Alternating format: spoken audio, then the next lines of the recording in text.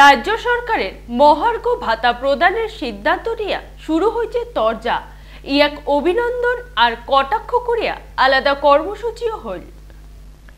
রাজ্যত খুবই আর্থিক সংকট থাকিলেও সরকারি কর্মচারীরার কথা ভাবিয়া 4% দিয়ে বাড়ায় রাজ্য, যেটা প্রশংসার বলিয়া মনে করেছেন জাতীয়তাবাদী সরকারি কর্মচারীরার সংগঠনগুলা।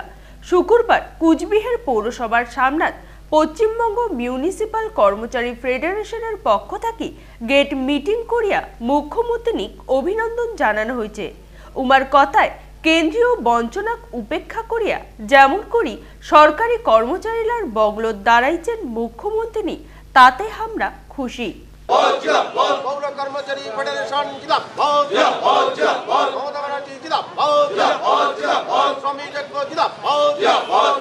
আপনারা জানেন গতকাল মাননীয় মুখ্যমন্ত্রী পশ্চিমবঙ্গ সরকারি কর্মচারী, আধা সরকারি কর্মচারী, স্বশাসিত সংস্থা, স্কুল, কলেজ, সর্বস্তরের কর্মচারী, শ্রমিক কর্মচারীর জন্য 4% মহার্ঘ ভাতা ঘোষণা করেছেন।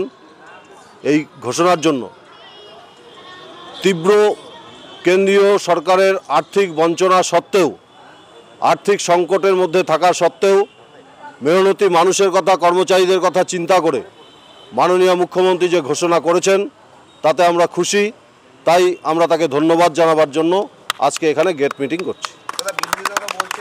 অন্যপাকে একই ইস্যুত ঘাটাত নামিয়া বিক্ষোভ দেখাইছে সরকারি কর্মচারীর সংগঠন রাজ্য কোঅর্ডিনেশন কমিটি। এই সংগঠনের পক্ষ থেকে কওয়া হয়েছে 24% দিয়ে বাকি আছে, সেটি কোনা দয়ার দান 4% দেওয়া হয়েছে। এই নিয়ে মুখ্যমন্ত্রী মিথ্যাচার করেছেন বলিয়া উমার অভিযোগ।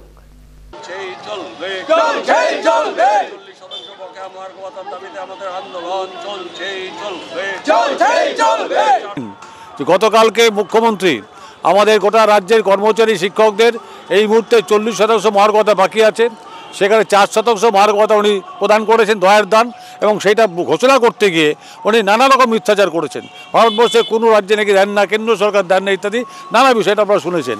তার প্রতিবাদে আমরা ফেরত দেবো, আমরা ধীরে প্রত্যাখ্যান করছি। নিঃসন্দেহে সভাপতি তারা ঠিক জানে, রাজ্যের মন্ত্রিসভাতে তারা বেতন ভাতা বাড়ালেন 40,000 থেকে 50,000, 60,000 টাকা বেরোলেন, 1.5 লক্ষ টাকা বেতন ভাতা হলে ওদের কর্মচারী ক্ষেত্রে ন্যায্য পাওনা তারা দিচ্ছেন।